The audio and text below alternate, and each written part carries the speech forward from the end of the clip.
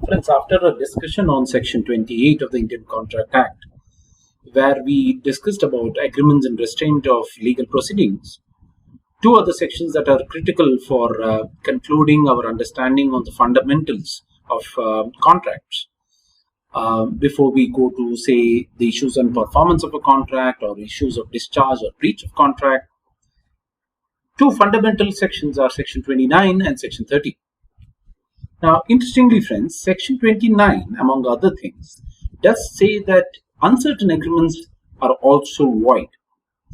What are these uncertain agreements is actually something that we need to understand because please note, certainty of the parties, certainty of the subject matter of a contract, certainties about what are the role and obligation of each of the parties is critical for enforcement of a contract. And hence, I think one of those general provisions that is left to the discretion of the judges is uncertain agreements, which probably are uncertain from the intention of the parties, but interestingly, which cannot be ascertained also from the view of the court or from the understanding of the court. Generally, such contracts are void. Now, to give certain examples, I think the Indian Contract Act does give you some kind of an idea of what these kinds of uncertain agreements are. Because, unfortunately, uncertain agreements are uncertain in terms of understanding what are the obligations between the parties, and hence, unless you understand what are the obligations between the parties, the court does not have a role to enforce it, right? For example, if A agrees to sell B 100 tons of oil, generally we would say this is okay. So what is the nature of this agreement? Why should it be held to be void? But the point is 100 tons of which oil? This could not be something that you can actually find out or make out. If suppose A, the seller, is only dealing with one particular kind of an oil, then selling or agreeing to sell 100 tons of oil is quite certain because he is only trading with that. But if A is trading with different 10 sets of oil, it could be olive oil, coconut oil, sunflower oil, or any other kind of oil, and there is no agreement about which type of oil is to be agreed in terms of 100 tons, because remember, the quantity of 100 tons is clear here, but the kind of oil or the type of oil is not very certain. In certain of these circumstances, you will notice, because the certainty of the agreement is not arrived between the parties, and interestingly, the court probably cannot help the parties to arrive at one, the agreement could be declared to be void. Let's agree that, this is another one example, who is a dealer of coconut oil, agrees to sell 100 tons of oil, right? Now, this is quite certain because he can only sell coconut oil, and the certainty of the agreement is very clear over here, because if B has come to A's place, like B is the buyer, he comes to A's place, he knows that A is a coconut oil seller.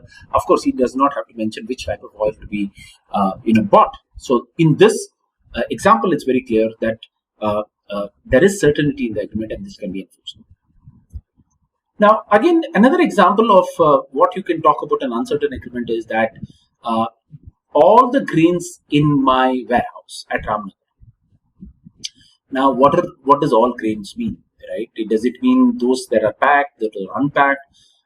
Grains means rice, wheat, jowar, or any other grain, millets, or maybe coke. What does it mean, right?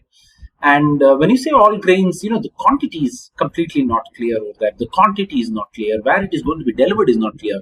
So, I think it's important that the contract law under Section 29 clearly states that it's for the parties to agree properly on the terms and conditions of the contract, and the court is not come to your rescue and make a contract for you if you have not made one, right? The courts don't have a role to add things in the contract and to create that kind of certainty in the agreements as well, right?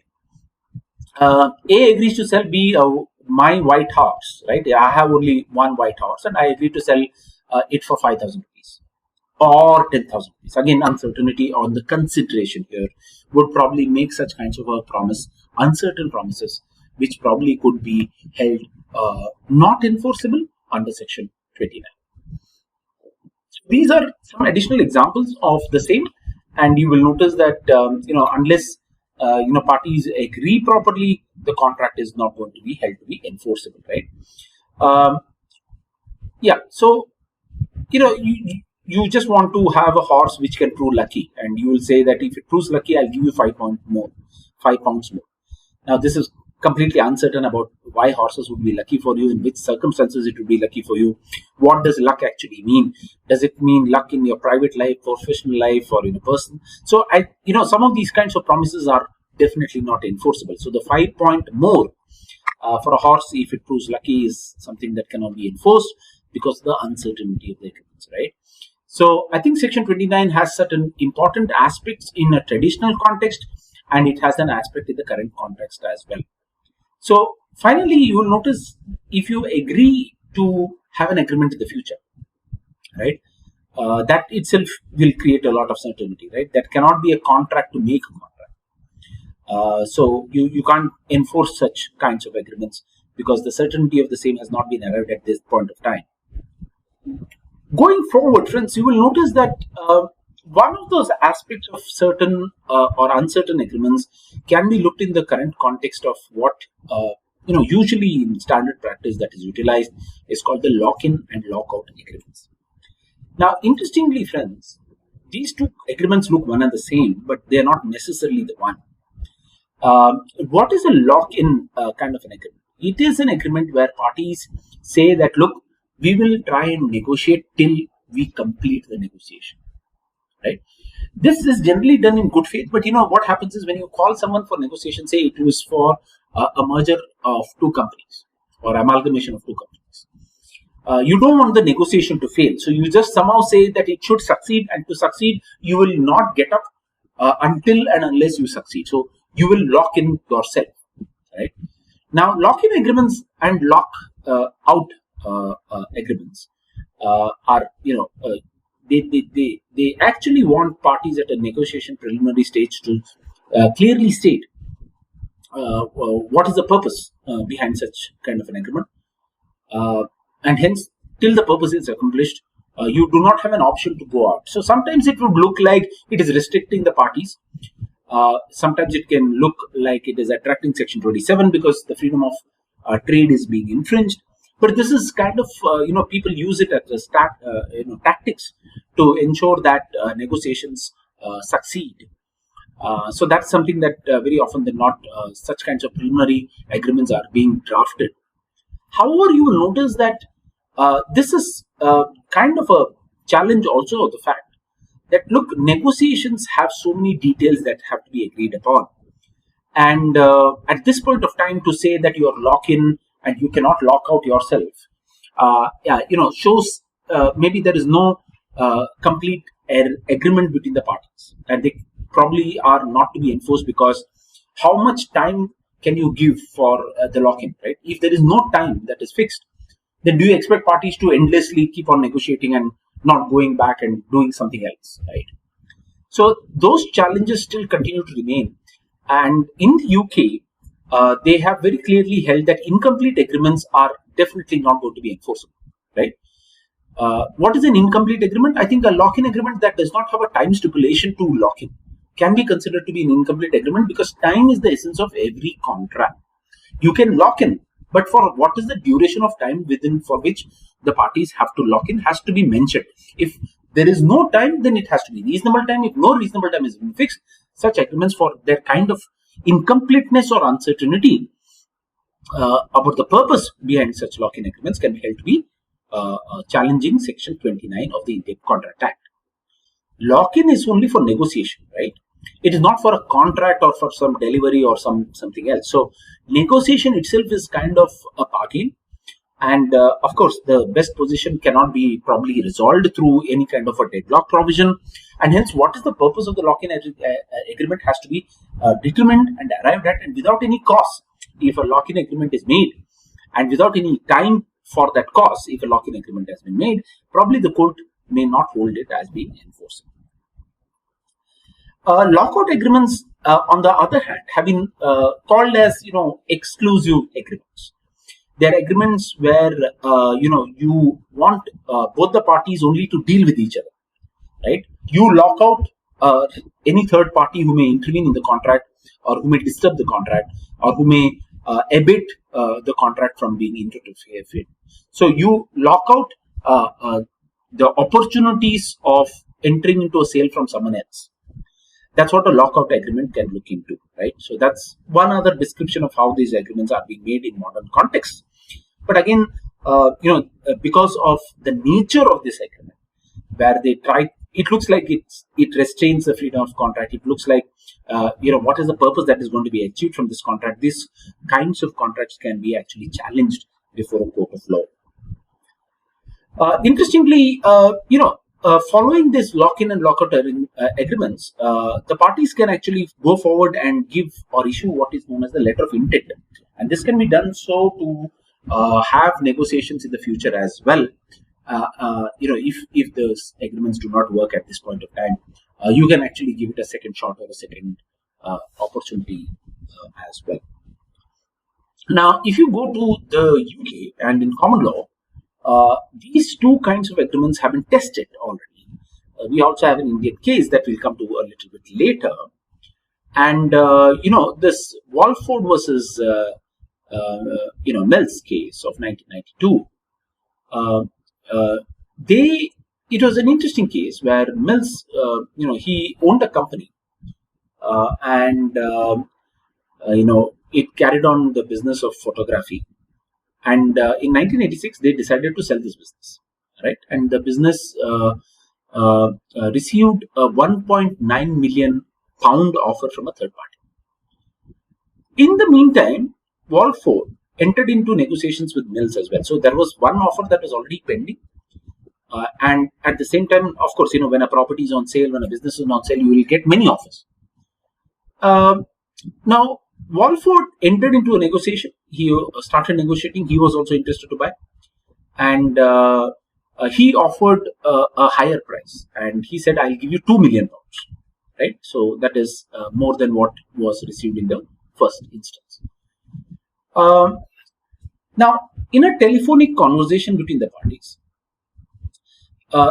it was decided that if Wallford provides a letter of comfort from his bank, right, for a specific day, confirming that the bank had offered them a loan facility to enable to make this transaction, Will would terminate the negotiation with the third party.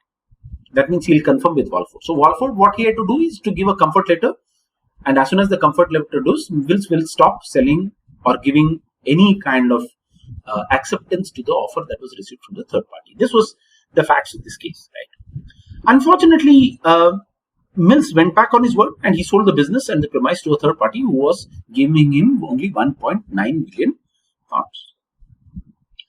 So the offer from Wallford to Mills in terms of saying, look, I'll give you a comfort letter, don't negotiate with some third party, it's kind of a lockout agreement saying that please don't offer your property to some third party, right?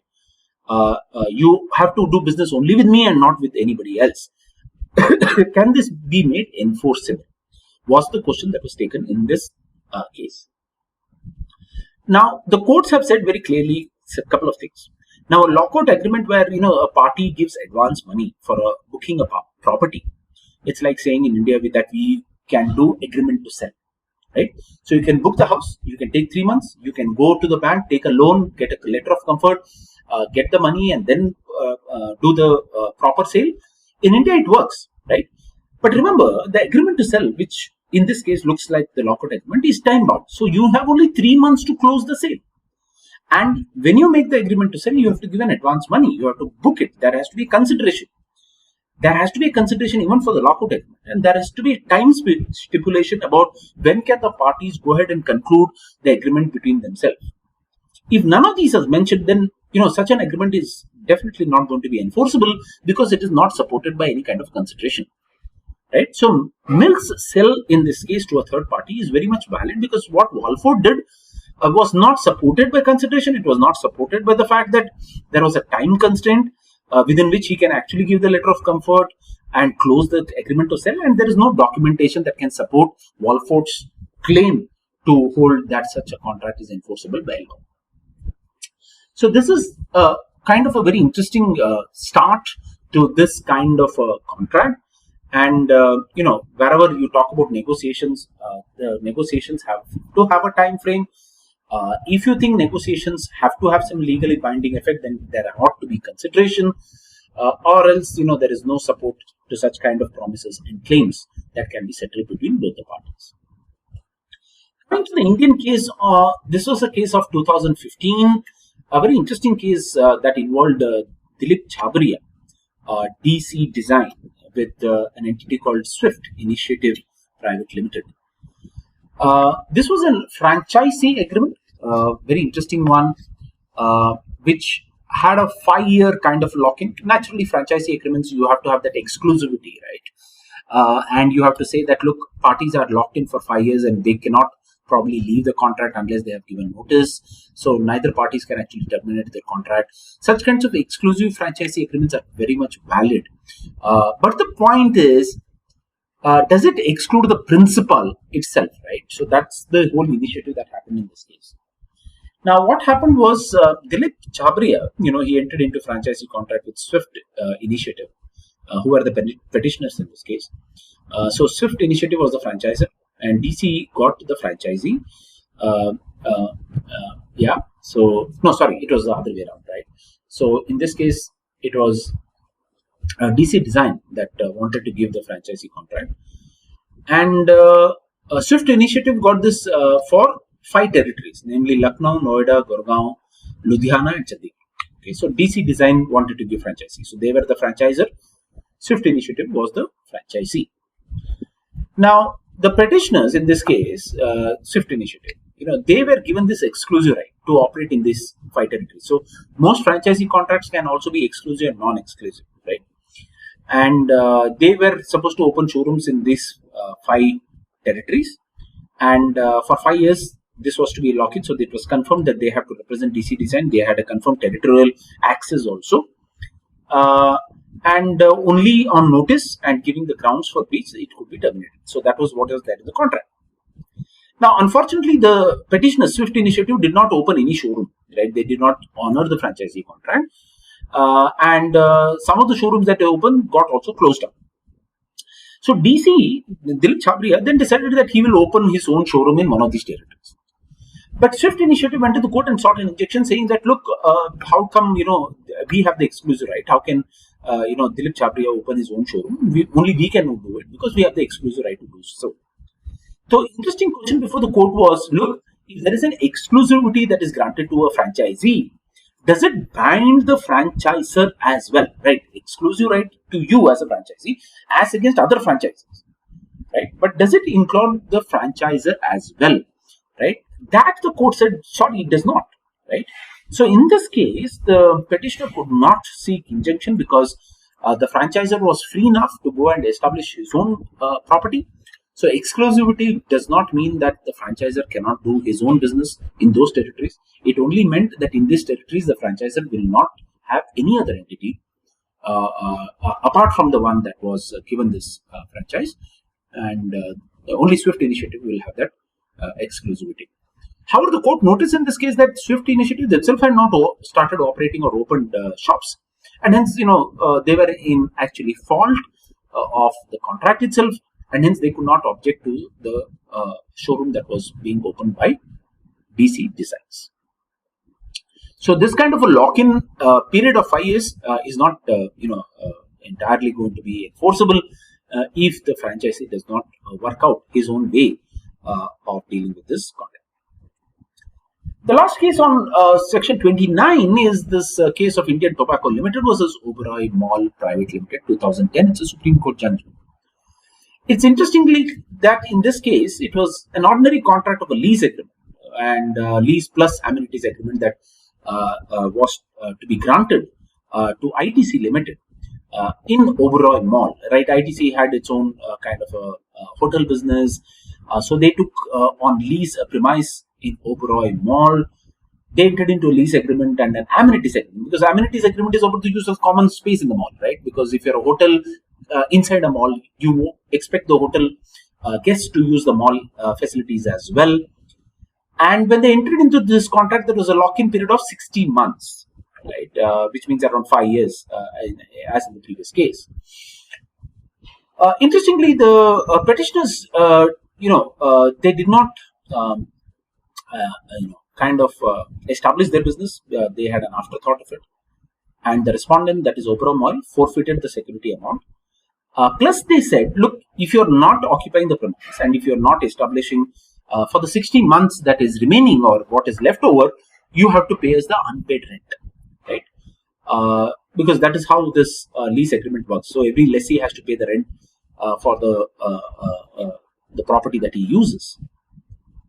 So this was the claim, and it went to the court. Interestingly, unpaid rent and amenity charges and forfeiture that was taken in this case for the lock-in period. Now, will it amount to unjust enrichment, and can Oberoi Mall claim the same, or would it amount to unjust enrichment? Right. Now, you will notice that, friends, the principal rule of unjust enrichment applies to every kind of contract, and you are prohibited from profiteering from any kind of a breach from the other party. You can claim damages, but interestingly, you will notice that on the law of damages, there is always the test of reasonability. And principal rule of unjust enrichment applies to the law of damages, which means that you cannot claim more than what it is due to you. Right? Now, in this case, Oberoi Mall could always find a new lessee. Right? If so, ITC does not come, they can actually give it to someone else. Now, if they give it to someone else, which any kind of a landlord can do, he'll get a new tenant, isn't it? If the old tenant goes off, he'll always get a new tenant. So where is the question of claiming the rent when you already found a new tenant is actually paying you the rent? So while you have forfeited the security amount, you want the rent as well, and you have a new lessee who is also giving you the rent. I think that would definitely amount to recovery of damages in a penal character, and it would amount to unjust enrichment, is what the court had to decide. So lock-in period of 60 months, friends, what it means is that the contract has a minimum duration of 60 months. The parties have an obligation towards each other to maintain their contractual obligation for that period of time. That is the lock-in time. But however, the lock-in time, if not respected, honored, or breached, the parties cannot claim that that was the minimum duration of time for which the rent or the lease has to be paid. So the test is unjust enrichment is prohibited in India. Unjust enrichment is a rule to permit what is agreeable as damages and what is not agreeable as damages. So interesting cases, three important cases that we have seen under Section 29 and on the Indian contract law. I think the next section that we would be interested to understand is Section 30, which talks about wagering agreements.